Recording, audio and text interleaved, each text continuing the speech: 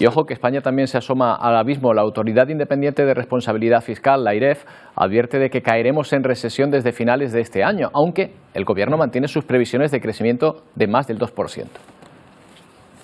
La definición de recesión técnica es esa, ¿no? El que se encadenen 2 trimestres consecutivos de crecimiento negativo. Ahora, ¿la recesión técnica implica que hay una recesión? Pues sinceramente ahí nosotros no tenemos nuestras dudas. Hablamos con Santiago Niño Becerra, doctor en Economía, catedrático. ¿Qué tal, Santiago? Buenos días.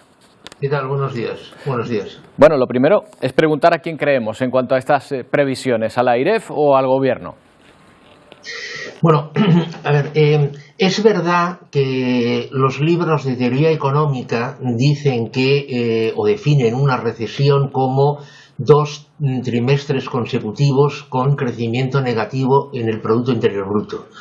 Lo que pasa es que hoy esta definición ha variado un poco, es decir, crecimientos muy bajos, es decir, del 0, muy poco o del 0, acompañados con una inflación tan alta como la que tenemos ahora, esto ya puede ser calificado de recesión por los impactos que tendría. Es decir, que hoy con esta inflación no hace falta que el crecimiento sea negativo para que estemos en recesión. De hecho, yo me inclino por lo que apunta la AIREF de que hasta la primavera del año que viene podemos estar en recesión e incluso un poco más. ¿Qué significa entrar en recesión? Esos impactos a los que hace referencia Santiago, para el bolsillo de los ciudadanos me refiero, ¿en qué se traduce? Bueno, claro, se entra en recesión cuando se produce el cóctel, una unión de distintas cosas, que de hecho cuando usted ha presentado el programa de alguna forma ya las ha enumerado. Por un lado tenemos los efectos de la pandemia que aún no se han resuelto, es decir, aún hay suministros de piezas, chips, materias primas, etcétera, etcétera, que no están resueltos, es decir, esta cadena de valor mundial no se ha normalizado. Por el otro lado, los tipos de interés están aumentando. Yo creo que aumentar los tipos de interés para frenar esta inflación que es de oferta y que no es de demanda es un error, pero habría que hacer otras cosas que posiblemente no se atrevan a hacer. En tercer lugar,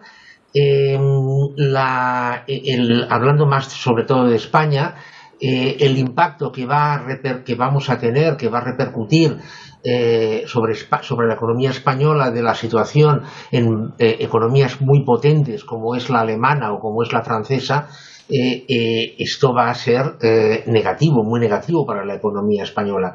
No únicamente pienso sobre el tema industrial, sino también sobre el tema turístico. Es decir, un alemán con menos renta, evidentemente estará dado a viajar menos días que un alemán si su renta es normal.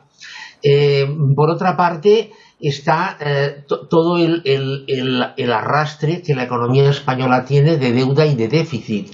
Es decir, no tenemos que olvidar que cuando el virus llega, España lleva 2 años incumpliendo sus compromisos de déficit, los compromisos de déficit que había adquirido con Bruselas, y su deuda ya estaba a un nivel alto. Yeah. Es verdad que cuando el virus llega, Bruselas da una prórroga para cumplir esos compromisos de déficit. Es verdad, pero claro, ahora estamos volviendo a la casilla de salida, con lo cual, claro, España ya estaba incumpliendo, claro, y la deuda ha aumentado.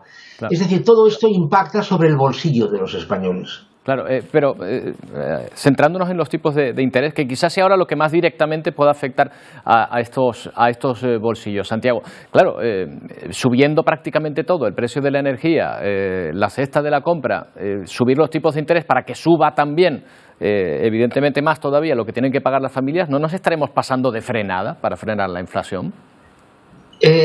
Sí, es decir, la respuesta a su pregunta es que sí, pero no olvidemos que, por ejemplo, el presidente de la Reserva Federal de Estados Unidos ya admitió en una reunión de septiembre que se iban a tener que tomar medidas que causarían dolor y que el Banco Central Europeo ha venido a decir algo semejante. Es decir, el objetivo fundamental es bajar la inflación.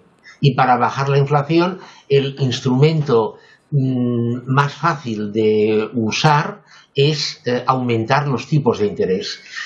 Lo que pasa, por eso decía antes, que aumentar los tipos de interés, este tipo de inflación que tenemos ahora, que es una inflación de suministros, de oferta, de producción, no es una inflación de demanda, es decir, no es que las familias estén comprando desaforadamente y los precios estén subiendo por eso.